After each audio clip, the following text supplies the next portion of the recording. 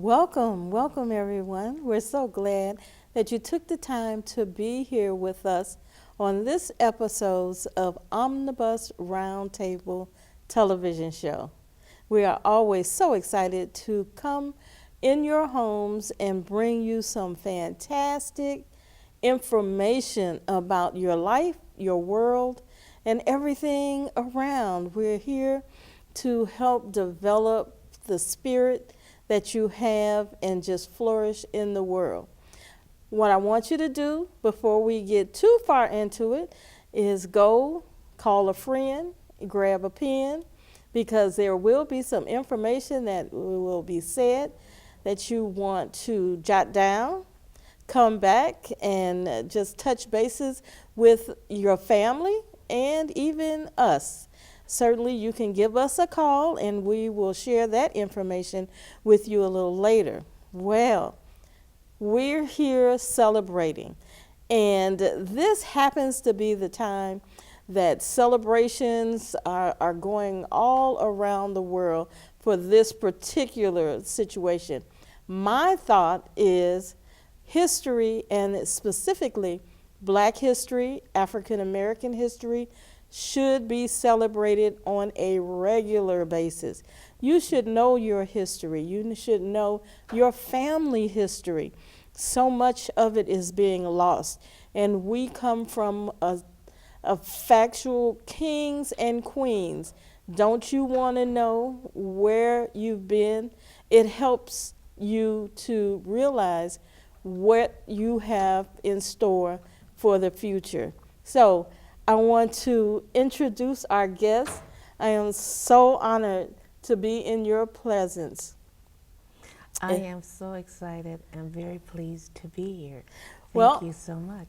My name is Deborah Smith, and I do apologize for not sharing that, but I just get so excited.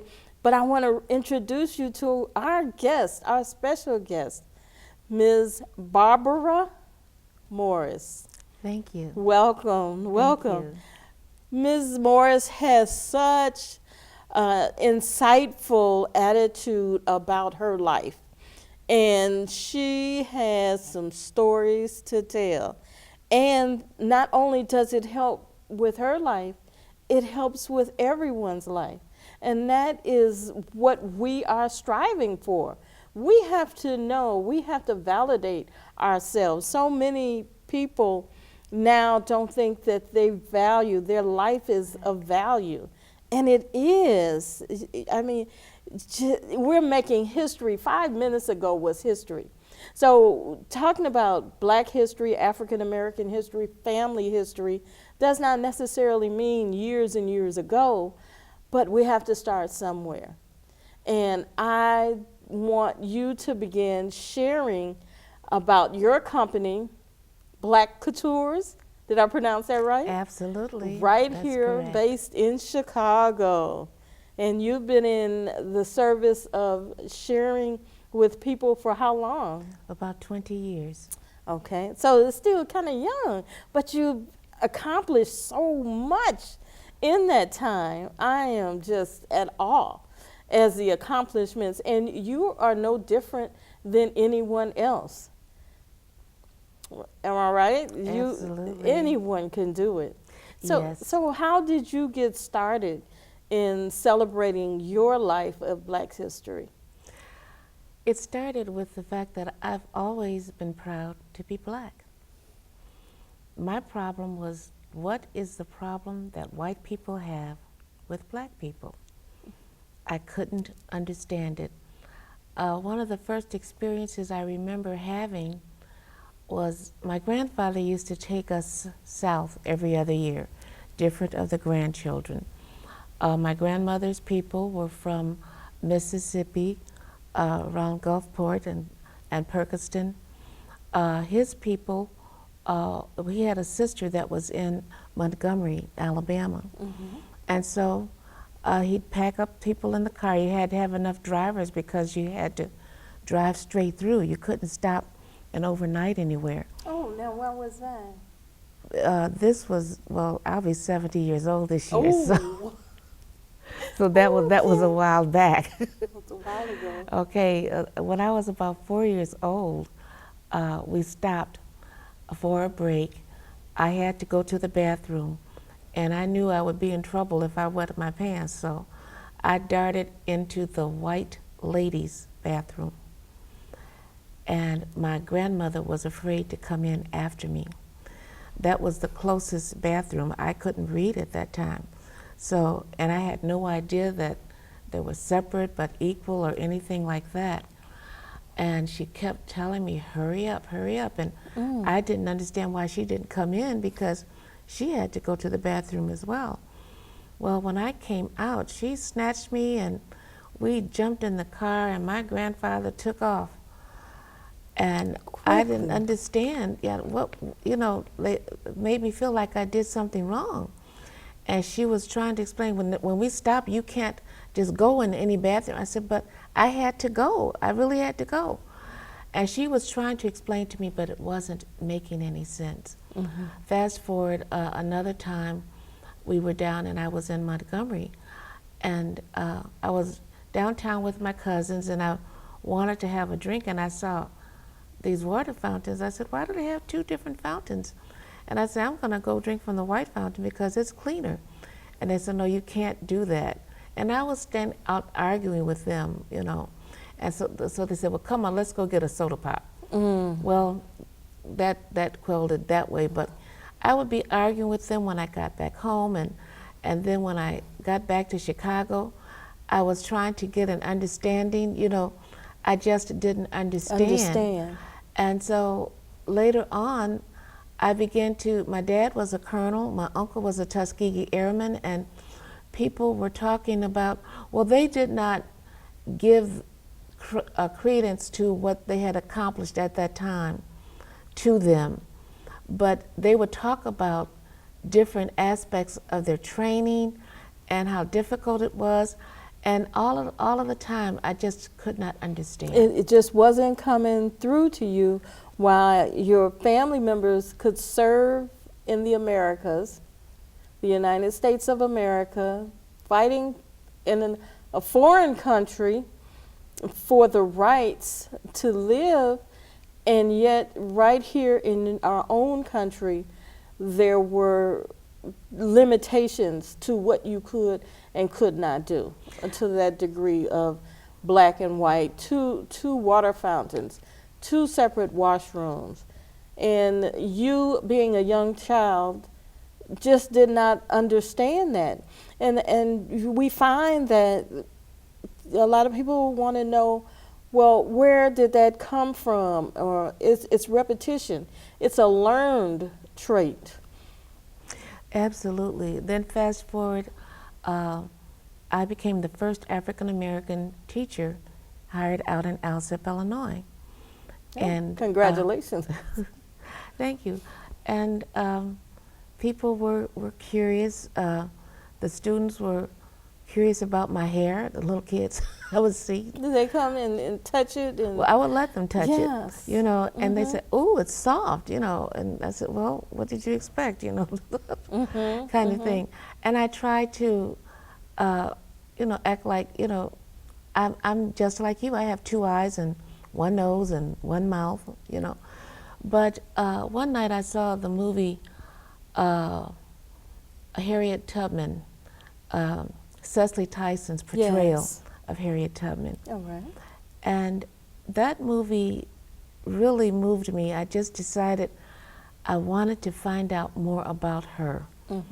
And I began to do research. I began to go to the library, and very often I would get waylaid. I would come across some other information, and I said, oh my goodness, you mean that? And after a while I began to have file cabinets, and I didn't realize where this was going. I just seemed to have an insatiable appetite. Well, eventually I became a travel agent, and I was going to use my perks in travel to find Harriet Tubman's trail. And that was going to be my hobby. And along the way I found so much, And I was excited and telling people about it, and because I was a travel agent, they thought I was doing a tour. Oh, hence You know, Black CouTours Black CouTours, that are still going on to this day. Yes, I have tours to many places in the South, the Carolinas, um, Montgomery, and the Alabamas, Mississippi, but also I've done tours to Canada. I have found Harriet Tubman's last stop on the Underground Railroad. I have stood where many African Americans had their first steps to freedom. There was a rock, and it was a big rock, and it was the first thing they touched when they got off the boat coming across the Niagara River near Niagara Falls. There is so much Black history.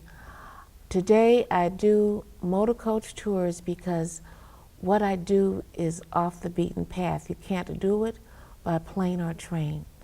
Generally, a group will want to go, say, to Hot Springs, and I will do that tour. I will pack it full of Black history. We will go one way and come back another, so that people are really endowed and really have an understanding about not just going to a place, you know, and seeing it, but understanding why and the reasoning behind it, and trying to have experiences at night, getting off the coach and at the dead of night and looking to see if you can find the North Star. Okay, so I said, suppose you're back in the 1700s, and this is not a coach bus. This is your next track to freedom, but you've got to find your way north, get back on the bus. And you're on foot, though. Right, you know, if you're traveling on an Underground Railroad, you're on your feet, and it takes a motor coach bus doing 50 miles an hour, 5 hours to get from Chicago to Detroit. How long do you think it would take you to walk? And very often, when you left, you weren't starting in Chicago. You were in the deep South, working on plantations, producing tobacco and cotton that put the United States on the map, especially in the South. And very often, if you decided to go, it wasn't a planned thing.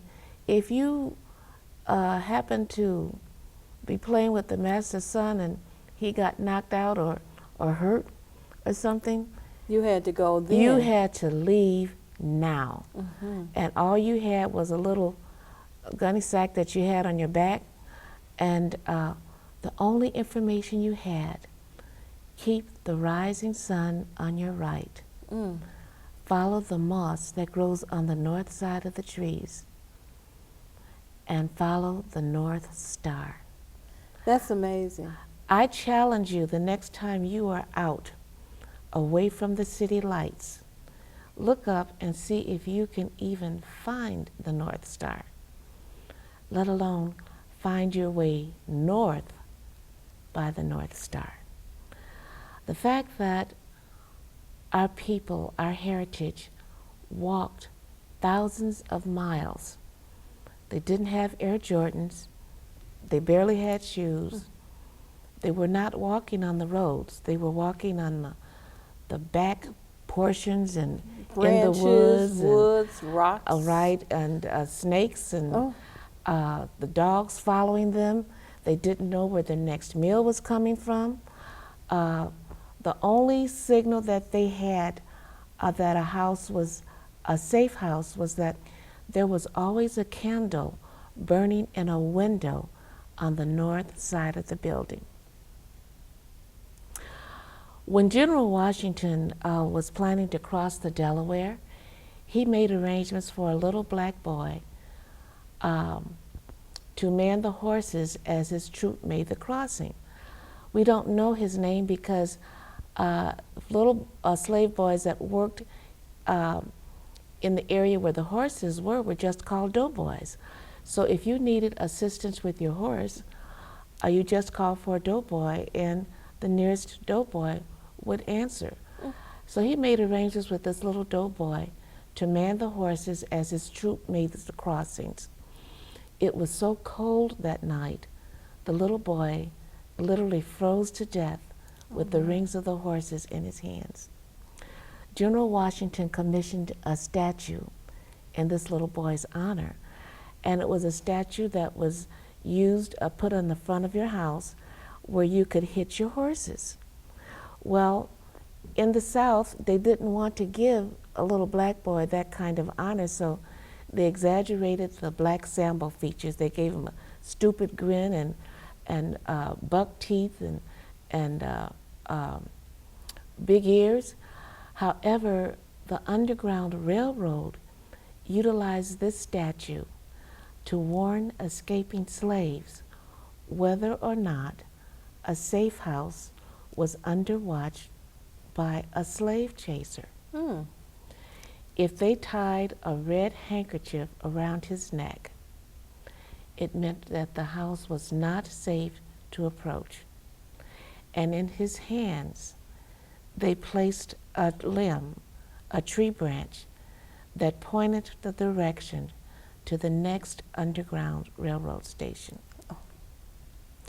When you consider that over 250,000 enslaved African Americans made the trek from the Deep South all the way to Canada with just that information. Many of them were skilled hunters, so they could hunt for food, but they couldn't make a fire because it would give away where they were. So the mere fact that you did it says something about the black man. Right, and the stamina that the black man has and what we endure. What you can endure, but not only that, what does that tell you about the innate intelligence to be in a land that you don't know anything about? You're from Africa where it's hot all of the time. Yes. And there was always foliage. And many times, if they did try to plan an escape, it was usually around Christmas when the weather was cold up north, but they had a day or so break for Christmas so they could be gone a day or so before they were missed and get a little headway. They went, they didn't have adequate clothing, they didn't have adequate shoes. And it got cold, freezing. Freezing cold. For the first time they saw snow probably was on that journey. And so it, to me, instead of being ashamed, when I wanted to try to do Underground Railroad tours and people were telling me, especially my grandparents, you don't want to bring up all of that, dredge up all that misery. I said, but that's something to cherish, you know. My Kunta Kinte. It provides strength to those who are not sure which way to go or what they have inside of them. If you make up your mind, you can reach for the stars because you carry the genes of a great people. That is my message, especially to African American youth. You can be anything you want to be. Yes. You have the innate intelligence and the genes of a great people. Yes. And when you know your history, it gives you something against all of the subliminal messaging that says you can't. You know, the Tuskegee Airmen's program people recognize because of the movie, but it was a program designed to prove that African American pilots did not have sufficient intelligence to learn to fly an airplane. That they couldn't. It was set up for failure, to allow you to fail. Right, so that they could prove the lie that the black men, you know, they needed the white man, they needed the massa because they didn't have enough intelligence to do anything. But they never lost a plane that flew under their protection. Do you realize that no other unit on the face of this earth can make that claim? No. The first black tank troop, the 761st, again, the program was designed to prove that the black man did not have sufficient intelligence to learn to operate a tank. They were so fierce, they were known as the Black Panthers. The French president was so proud and so thankful because they played a major role in the liberation of Paris.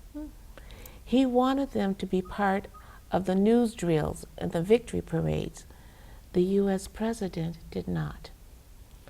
He did not want black faces on the news drills they used to show in the Yes. movie houses about the progress that the United States So was they making. suppressed that information. That information was suppressed. And that was for which war? This was for World War II.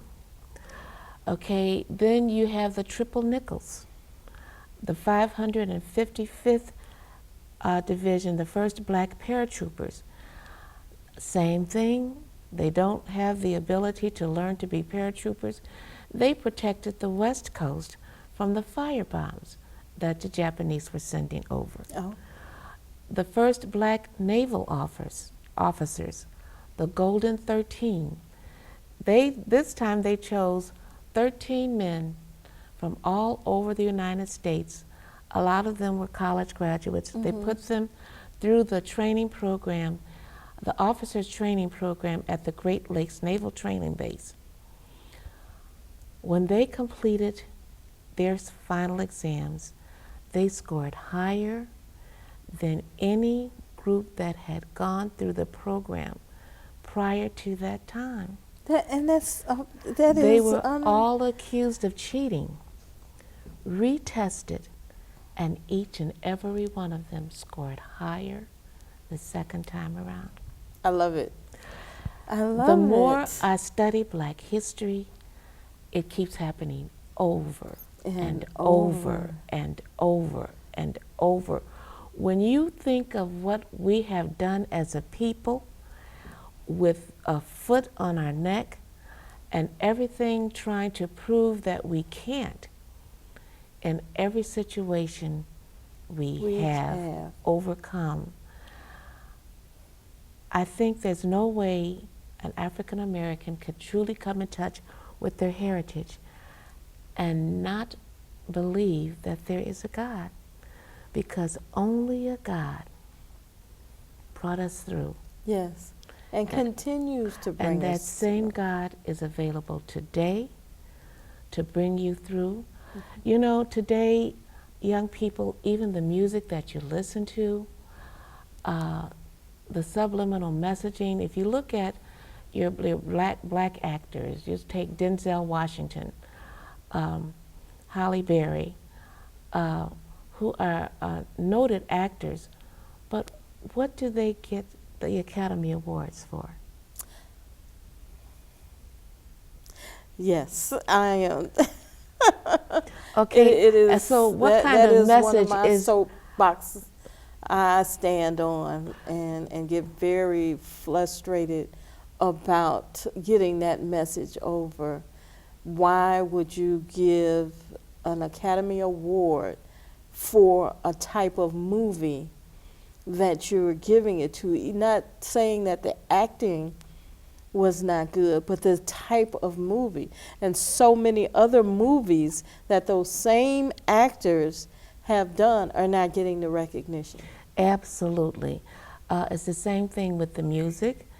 A lot of the music that African Americans are doing are degrading women. Yes.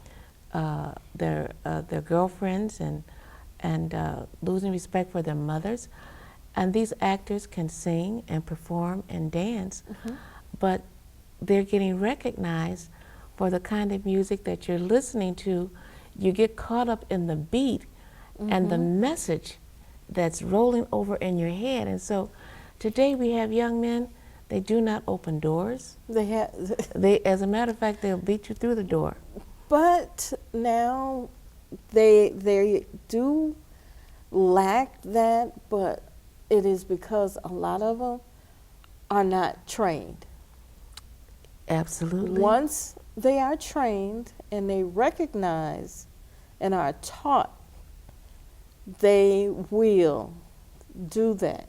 So it's not it's just like a learned experience, just like you knew or your parents knew and the other parents knew not to go into the white only or for blacks for colored only. That was something that was trained.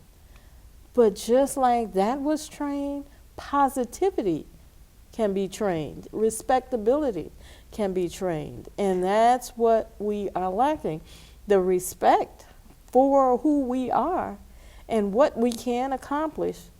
There is none. In my day, I had praying grandmothers. I was brought up in the church. I was related to the whole junior choir. There was no way I would ever approach an adult without yes ma'am and no ma'am. I respected and I loved my parents. I was very fortunate. I knew my parents, all of my grandparents, and most of my great-grandparents. Great-grandparents. Okay, I was brought up to respect and honor them. And then when I look at what we have accomplished as a people, I look up and respect the people that have made a stand. We didn't just get here by accident. No. Every move we've made, every ring of the ladder we've climbed, somebody decided that's enough. When are we going to decide now? When are we going to recognize who we are? You know, my city tour that I do, is called The Soul Side of the Windy City. It's a 3-hour tour. We cover over 50 sites. People are surprised to learn that the Underground Railroad ran through Chicago. Oh, yes. The Clark Street entrance to the State of Illinois building is a part of the Underground Railroad. It was. Is it notated there? No, no. Also, there is right at Madison and Wells. There's a restaurant there, and it used to be the home of John Jones, and it was a stop on the Underground Railroad. My. The West Point Baptist Church at about 36th and Cottage Grove was a stop on the Underground Railroad. And under the street, there is a tunnel that goes all the way to the lakefront. And that is the way they escaped. Many of the Underground Railway trails paralleled waterways. Oh, that can go into something different. A whole new program. Let me stop you there because we're going to take a break, but we're going to come back and we're going to definitely continue. Thank you all for joining us, and we'll give you a little time to go and get that pen and call that friend and join in this conversation. You can certainly give us a call at 773-609-4867 or email us at omnibus@ccnewsmedia.org. That's omnibus@ccnewsmedia.org. This particular show airs every week. Omnibus Roundtable and Woman to Woman show every Wednesday at 9:30 p.m. Central Standard Time and Thursday afternoons at 4:30 p.m. That's on Chicago's CAN TV, Channel 19 by Comcast.